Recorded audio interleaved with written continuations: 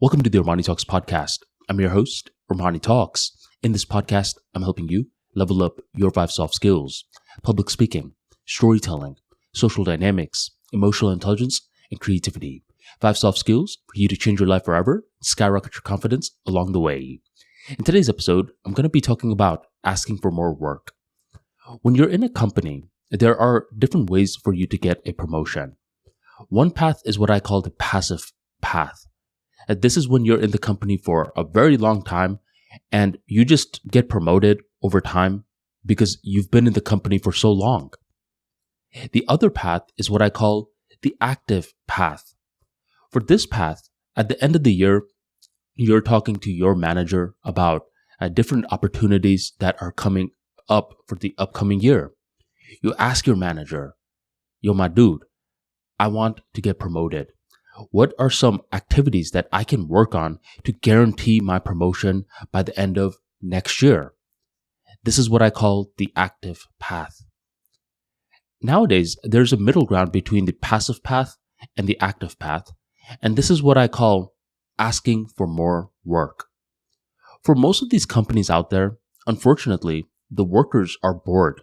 They don't have that much stuff to do because the companies, they have their processes created. They hired the worker for one role. And if we're keeping it a buck, these roles can be typically done with a couple of hours of work for the entire week. You don't need 40 hours of work for this role. You need roughly 3 to 4 hours. Now, for every slacker out there, this is their dream. Their dream is to get paid while not doing that much work. And in the back of their mind, they feel good and they feel bad. They feel good because they're getting paid for doing nothing, but they feel bad because they're so freaking bored. This is where I think it's smart to ask your manager, "Dear manager, give me more work. Do you have any work?" And often the manager does have a lot of work. It's busy work, but it is work regardless. Now you may think, wait a minute, Armani, why in the blue hell am I going to trade in the free time that I'm getting to do more work? It's not like I'm getting paid for this more work. I'm just doing it because? Come on, man. The reason why you want to do something like this is because it puts you top of mind for future opportunities.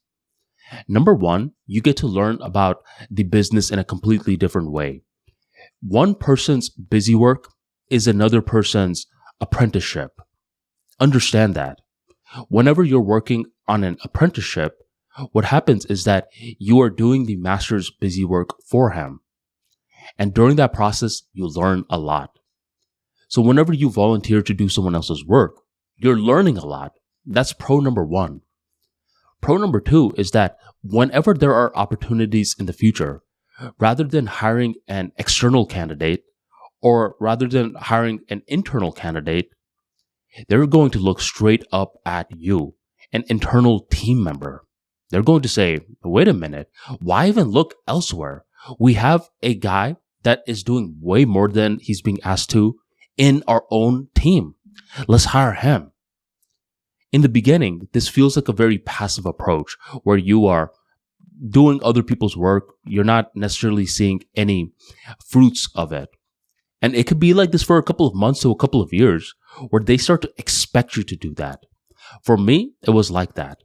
I remember for a while in this Fortune 500 company, I was working in 3 teams as a solo guy. Most people just worked in one team. I was working in 3 different teams. I would be done with my 9 to 5 shift, and then the other team would be like, "Hey, Armani, you're scheduled for the deployment today." And that's at 7 p.m. So I'm pretty much working the entire day. I have a salary. It's not like I'm getting paid overtime or anything, but I'm still doing it.